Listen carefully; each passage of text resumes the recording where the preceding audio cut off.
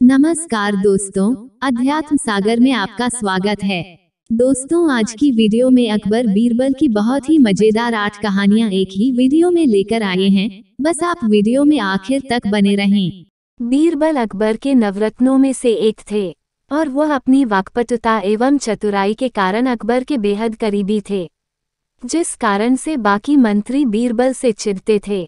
जब कभी ऐसा होता कि बीरबल किसी कारण से दरबार में उपस्थित नहीं रहते तो उस वक्त उनसे चिढ़ने वाले अन्य दरबारी उनके खिलाफ अकबर से बीरबल की खूब चुगली और बुराई करते थे।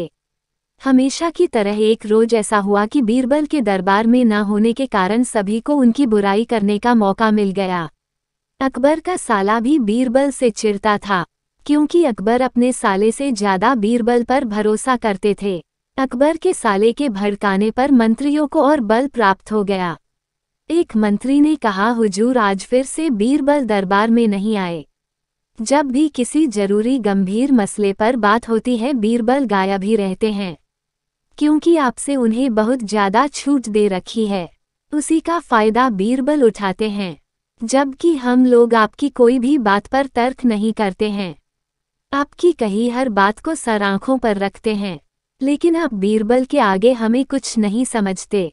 अकबर तो बीरबल को बहुत चाहता था और चाहे भी क्यों ना उसकी हर समस्या को बीरबल चुटकी बजाकर जो हल कर देता था। बीरबल की बुराई सुनकर अकबर को गुस्सा आ रहा था। उसने मन में सोचा, मैं अभी बताता हूँ तुम सबको। अकबर ने कहा, आप सबकी यह शिकायत रहती है कि मैं हर समस्या बीरबल को बताता हूँ, तुम सबको नहीं। तो आज एक सवाल का जवाब आप सब दीजिए। जवाब सही होना चाहिए।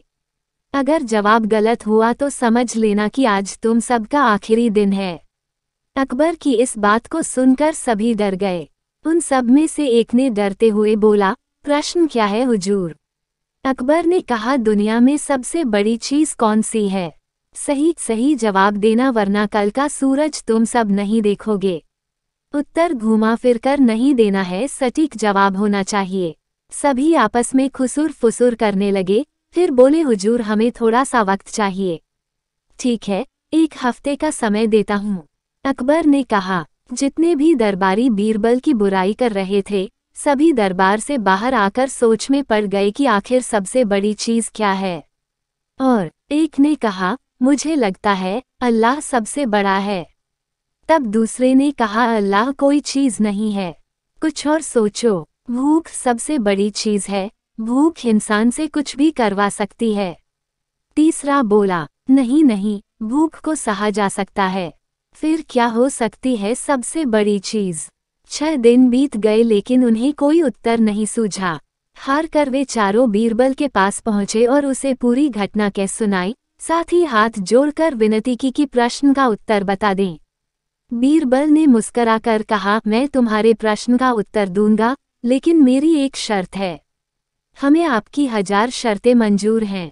चारों ने एक स्वर में कहा, बस आप हमें इस प्रश्न का उत्तर बताकर हमारी जान बचा ले। बताइए आपकी क्या शर्त है? तुम में से 2 अपने कंधों पर मेरी चारपाई रखकर दरबार तक ले चलोगे। एक मेरा हुक्का पकड़ेगा, एक मेरे जूते लेकर चलेगा। बीरबल ने अपनी शर्त बताते हुए कहा। ये सुनते ही वे चारों सन्नाटे में आ गए। उन्हें लगा मानो बीरबल ने उनके गाल पर कसकर तमाचा मार दिया हो, मगर वे कुछ नहीं बोले। अगर मौत का खौफ न होता तो वे बीरबल को मुंहतोड़ जवाब देते, मगर इस समय मजबूर थे, अतः तुरंत राजी हो गए। 2 आदमी अपने कंधों पर बीरबल की चारपाई उठाकर चले, तीसरे ने उनका हुक्का और चौथा आदमी जूते लेकर चल दिया। रास्ते में लोग आश्चर्य से उन्हें देख रहे थे। दरबार में बादशाह ने भी यह मंजर देखा और वहां मौजूद दरबारियों ने भी। कोई कुछ न समझ सका। तभी बीरबल बोले, महाराज, दुनिया में सबसे बड़ी चीज है गरज। अपनी गरज से ये पालकी यहाँ तक उठाकर लाए हैं। बादशाह मुस्कराकर रह गए। वे चारों सिर झुकाकर एक ओर खड़े हो गए। बीरबल बहुत ही बुद्धिमान और हाजिर जवाब थे, जिससे उन्हें ज्यादातर लोग पसंद करते थे, और इसके साथ साथ कुछ ऐसे लोग भी थे जो बीरबल की हाजिर जवाबी के कारण उनसे जलते भी थे। बीरबल से जलने वालों ने एक दिन बीरबल को हमेशा के लिए रास्ते से हटाने का निर्णय लिया। अकबर बादशाह का जो हज्जाम था, इस काम के लिए बीरबल के दुश्मनों ने उससे सहायता मांगी। हज्जाम पहले तो तैयार नहीं हुआ, लेकिन जब उन्होंने उसे हीरे मोतियों से लाद देने का लालच दिया तो वह हज्जाम डरते डरते ही सही पर तैयार हो गया। अगली सुबह हज्जाम महल में बादशाह अकबर की हजामत बनाने पहुंचा। बादशाह सलामत चुपचाप हजामत बनवाने लगे। हज्जाम बाल काटते हुए बोला, जहां पनाह, मैं। यह कहते कहते हज्जाम चुप हो गया। बादशाह बोले, बोलते बोलते रुक क्यों गए? जो कहना है बेहिचक कहो। हुजूर, आप तो अपने स्वर्गवासी पुरखों के विषय में कभी सोचते विचारते ही नहीं। हज्जाम इतना बोलकर चुप हो गया। बादशाह की रुचि हज्जाम की बातों में बढ़ गई। वह बोले, मैं उनके लिए लाख सोचने के बाद भी कुछ नहीं कर सकता, वे तो अब जिंदा ही नहीं हैं।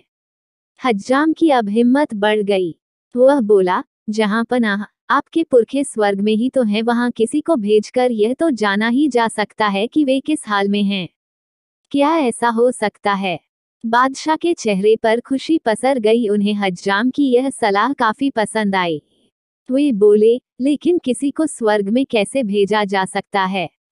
हज्जाम मन ही मन खुश होते हुए बोला, यह तो बहुत ही आसान काम है। हुजूर, किसी खुले स्थान में चिता सजाकर उसमें किसी बुद्धिमान व्यक्ति को बैठा दिया जाए तो वह चिता की लपटों के साथ सीधे स्वर्ग में पहुंच जाएगा।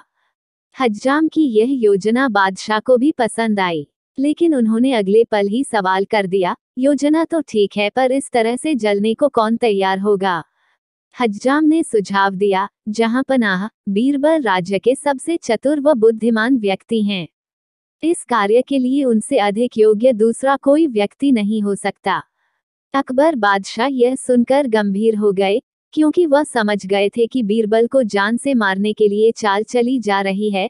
फिर भी वह अनाड़ी ही बने रहे और बोले, बहुत खूब, हाँ, इस काम के लिए बीरबल ही सही व्यक्ति रहेंगे। हज्जाम बाल काटकर चला गया। बादशाह अकबर ने दरबार में आने के साथ ही इस योजना की घोषणा दरबार में कर दी। इसके बाद बीरबल को देखते हुए कहा, बीरबल, अब तुम ही स्वर्ग जाओ और वहां से लौटकर हमें बताओ कि हमारे पुरखों को किस चीज की जरूरत है। बीरबल बोले, हुजूर, आपके मन में यह विचार कहाँ से आया? बादशाह अकबर बोले, यह विचार मेरे मन की उपज नहीं है। यह विचार तो हमारे हज्जाम के मन की उपज है। उसी ने हमें यह विचार सुझाया। बीरबल ने बादशाह के कहने का मतलब अच्छी तरह से समझ लिया और मन ही मन ठान लिया कि उस हज्जाम को सबक सिखाना है। बीरबल ऐसा सोचते हुए बोले, जहां पनाह, आपने मुझे इस काबिल समझा, शुक्रिया। मैं स्वर्ग की यात्रा पर जाने के लिए तैयार हूँ। हुजूर, लेकिन मुझे कुछ दिन का समय दीजिए ताकि मैं अपने परिजनों के लिए जरूरत की चीजों का प्रबंध कर सकूं। अकबर बादशाह ने बीरबल को कुछ दिनों का समय दे दिया और चिता भी तैयार करने का हुक्म जारी कर दिया।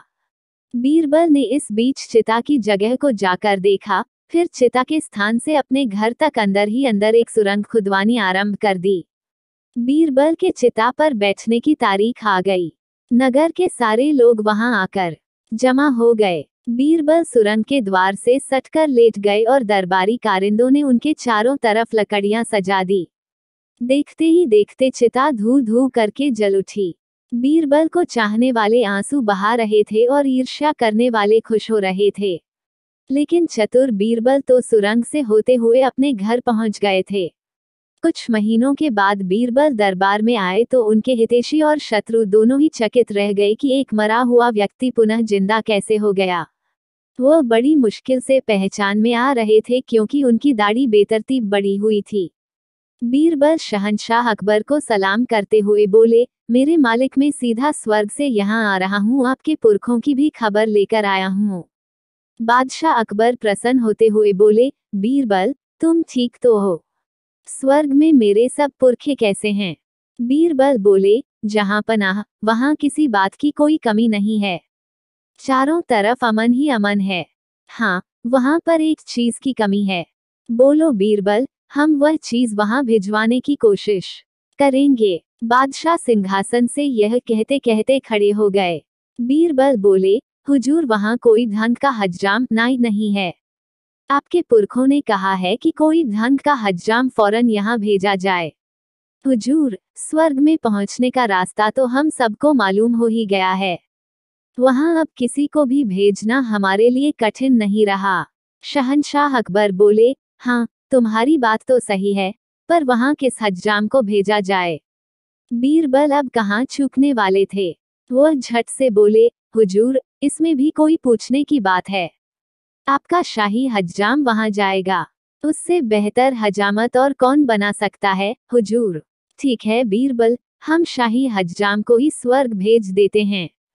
फिर क्या था, बादशाह अकबर ने शाही हज्जाम को स्वर्ग जाने का हुक्म दे दिया। हज्जाम को षड्यंत्रकारियों का साथ देने के बदले मृत्यु दंड मिला और वह बेमौत मारा गया। मुर्गी पहले आई या अंडा? एक दिन की बात है, बादशाह अकबर की राजसभा में एक ज्ञानी पंडित आया हुआ था।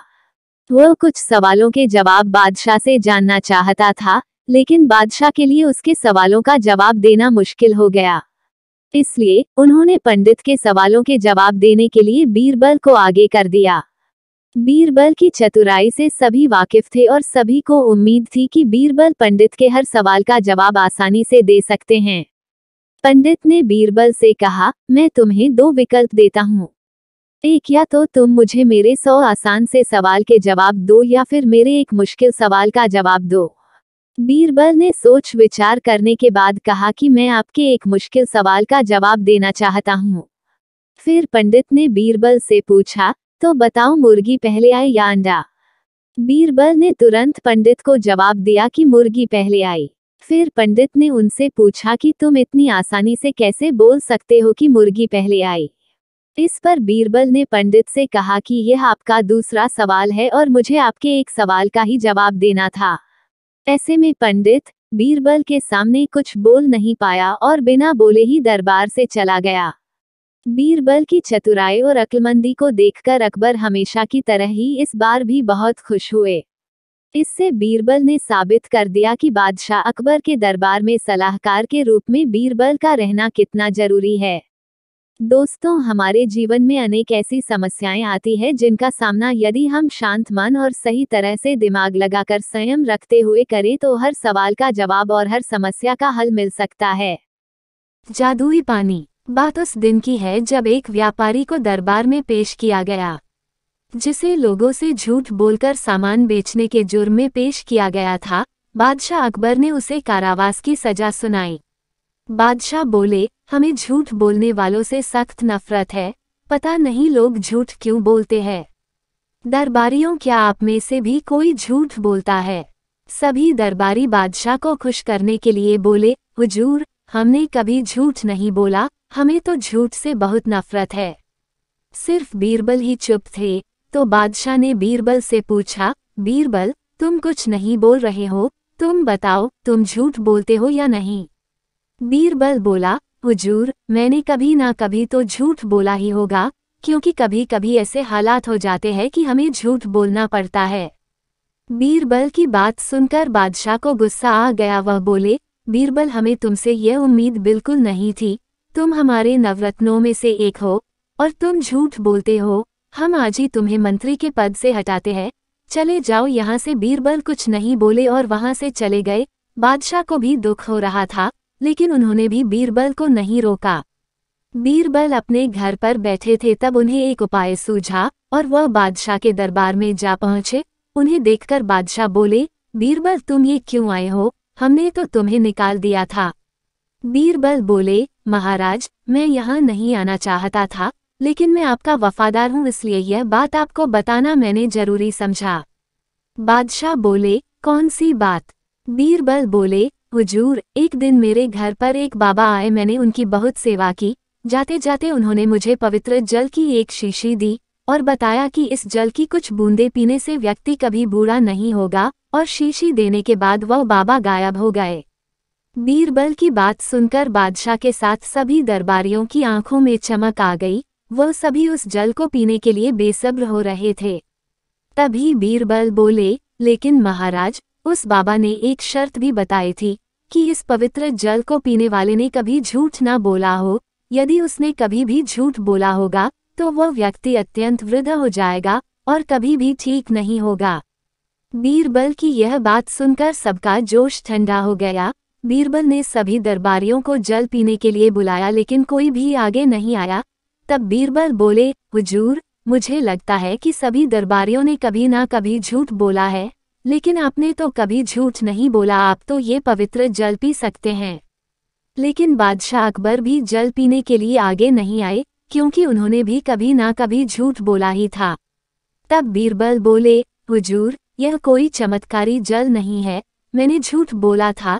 ये बात तो मैंने इसलिए बोली थी क्योंकि मैं ये साबित करना चाहता था कि किसी ना किसी परिस्थिति में झूठ बोलना पड़ता है, अगर उसका मकसद अच्छा हो। बीरबल की बात सुनकर बादशाह शर्मिंदा थे और सभी दरबारियों का सर भी झुक गया, और अगले दिन से बीरबल दोबारा से दरबार में जाने लगे। जब दी गई बीरबल को फांसी। एक दिन की बात है, रानी जोधा बादशाह के साथ बैठी थी। तब रानी बोली, हुजूर, मेरा भाई मानसिंह तो बीरबल से भी ज्यादा समझदार है, लेकिन आप सिर्फ बीरबल को ही सबसे बुद्धिमान मानते हैं, ऐसा क्यों? बादशाह बोले, रानी, बीरबल दुनिया के सबसे चतुर व्यक्ति है, हम जल्द ही यह आपके सामने साबित कर देंगे। अगले दिन बादशाह ने दरबार में मानसिंह और बीरबल दोनों को बुलाया और बोले, मानसिंह और बीरबल, आप दोनों को हमारा एक गुप्त संदेश ईरान के बादशाह तक पहुंचाना होगा, क्योंकि आप ही हमारे विश्वास पात्र है। बादशाह की बात मानकर बीरबल और मानसिंह दोनों ईरान के लिए निकल पड़े। कुछ दिन की यात्रा के बाद वो ईरान के बादशाह के सामने पेश हुए और उन्होंने बादशाह अकबर का संदेश उनको दिया। ईरान के बादशाह उस संदेश को पढ़ने लगे। उस संदेश में लिखा था कि, मित्र, हमने इन दोनों को आपके पास इसलिए भेजा है क्योंकि हम चाहते हैं कि आप इन दोनों को मौत की सजा दे। पत्र पढ़कर ईरान के बादशाह बहुत हैरान हुए। वह अपने वजीर से बोले, हमें कुछ समझ नहीं आ रहा कि बादशाह अकबर ने ऐसा संदेश क्यों भेजा और उन्होंने इन दोनों को अपने देश में ही सजा क्यों नहीं दी। वजीर बोला, हुजूर, शायद इन दोनों ने कोई बड़ा जुर्म किया है, लेकिन बादशाह इनको अपने हाथों से सजा नहीं देना चाहते, इसलिए उन्होंने इन्हें यहाँ भेजा है। हमें उनकी बात मानकर इन दोनों को सजा दे देनी चाहिए। ईरान के बादशाह को बात सही लगी और ईरान के बादशाह ने बोला, सैनिकों, बीरबल और मानसिंह को गिरफ्तार कर लो, कल इन्हें फांसी पर लटका दिया जाएगा। ईरान के बादशाह की बात सुनकर मानसिंह चीखने चिल्लाने लगे, लेकिन किसी ने उनकी नहीं सुनी। बीरबल और मानसिंह को जेल में डाल दिया गया। जेल में मानसिंह रोने धोने लगे, लेकिन बीरबल शांत थे और उपाय सोचने में लग गए। कुछ देर बाद उन्होंने मानसिंह को अपनी तरकीब बताई और कहा, जैसा मैं कहूँ तुम वैसा ही करना। अगले दिन मानसिंह और बीरबल को सजा के लिए मैदान में लाया गया, जहां एक जल्लाद उन दोनों फांसी पर लटकाने के लिए तैयार था। वहां पहुंचते ही बीरबल बोले, हुजूर, सबसे पहले मुझे मौत की सजा दीजिए, क्योंकि मैं बादशाह का सबसे वफादार मंत्री हूँ। इस पर मानसिंह बोले, नहीं बादशाह, पहले मुझे फांसी पर चढ़ा दीजिए, क्योंकि ना सिर्फ मैं बादशाह का वफादार हूँ बल्कि मैं तो बादशाह का रिश्तेदार भी हूँ। उन दोनों की बात सुनकर ईरान के बादशाह का सर चकराने लगा। वह बोले, तुम दोनों को मरने की इतनी जल्दी क्यों है? क्या तुम्हें अपनी जिंदगी प्यारी नहीं है? मानसिंह बोले, हुजूर, हमारे यहाँ एक बहुत ही बड़े पीर हैं। उन्होंने बताया कि ईरान में जिस हिंदुस्तानी को सबसे पहले मृत्युदंड दिया जाएगा वह इस पूरी दुनिया का सुल्तान बनेगा। ईरान का सुल्तान अपने वजीर से बोला, वजीर, अब समझ आया कि बादशाह अकबर ने अपने रिश्तेदार को यहाँ पर हमारे हाथ से मृत्युदंड देने के लिए क्यों भेजा है, जिससे पूरी दुनिया पर उनकी सल्तनत हो। अगर ऐसा हुआ तो इनमें से कोई एक दुनिया का बादशाह बन जाएगा।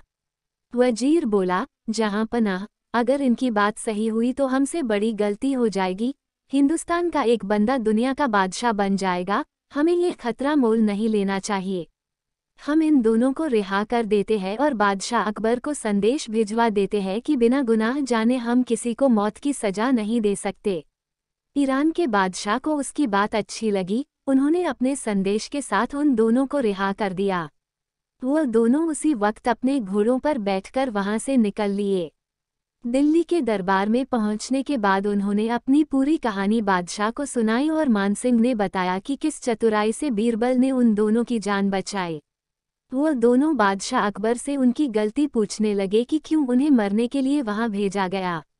इस बात पर बादशाह मुस्कुराए और बोले, हमें बीरबल के ऊपर पूरा भरोसा था कि वो कोई न कोई तरकीब लगा ही लेंगे और हम रानी जोधा को भी यह साबित करना चाहते थे कि हम क्यों बीरबल को अपना सबसे कीमती रत्न मानते हैं। तब बीरबल बोले, लेकिन हुजूर, अगर मेरी तरकीब काम नहीं करती तो क्या होता? उनकी बात सुनकर बादशाह को कोई जवाब नहीं सूझा और पूरे दरबार में भी सन्नाटा छा गया। एक दिन अकबर बादशाह के दरबारियों ने बादशाह से शिकायत की, हुजूर, आप सब प्रकार के कार्य बीरबल को ही सौंप देते हैं, क्या हम कुछ भी नहीं कर सकते? बादशाह ने कहा, ठीक है, मैं अभी इसका फैसला कर देता हूँ। उन्होंने एक दरबारी को बुलाया और उससे कहा, मैं तुम्हें 3 रुपए देता हूँ। इनकी 3 चीजें लाओ, हर एक की कीमत 1 रुपया होनी चाहिए। पहली चीज यहाँ की होनी चाहिए, दूसरी चीज वहाँ की होनी चाहिए, तीसरी चीज न यहाँ की हो न वहाँ की हो। दरबारी तुरंत बाजार गया। दुकानदार के पास जाकर उसने उससे ये तीनों चीजें मांगी। दुकानदार उसकी बात सुनकर हंसने लगा और बोला, ये चीजें कहीं भी नहीं मिल सकती। उन 3 चीजों को दरबारी ने अनेक दुकानों पर खोजा, लेकिन जब उसे तीनों चीजें कहीं भी नहीं मिली तो निराश होकर दरबार में लौट आया। उसने बादशाह अकबर को आकर बताया कि ये तीनों चीजें किसी भी कीमत पर कहीं भी नहीं मिलेगी, अगर बीरबल ला सके तो जानेंगे। अकबर बादशाह ने बीरबल को बुलाया और कहा कि जाओ ये तीनों चीजें लेकर आओ। बीरबल ने कहा, हुजूर, कल तक ये चीजें अवश्य आपकी सेवा में हाजिर कर दूंगा। अगले दिन जैसे ही बीरबल दरबार में आए तो बादशाह अकबर ने पहले दिन वाली बात को याद दिलाते हुए पूछा, क्यों, क्या हमारी चीजें ले आए?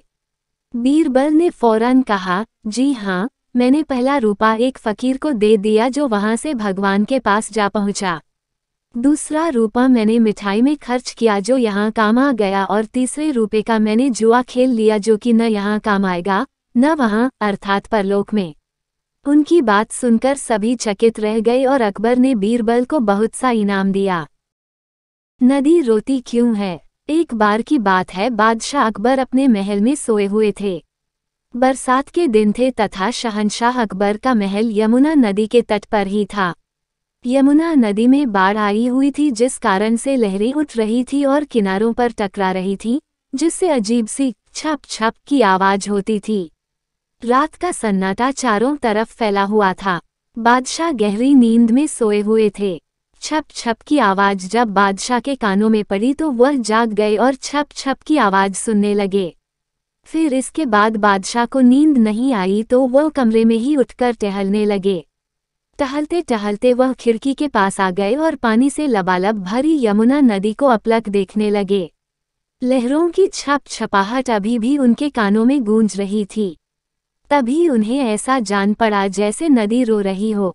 शहंशाह के मन में सवाल उठ खड़ा हुआ कि आखिर क्या बात है? रात के सन्नाटे में सब सो रहे हैं मगर नदी क्यों रो रही है?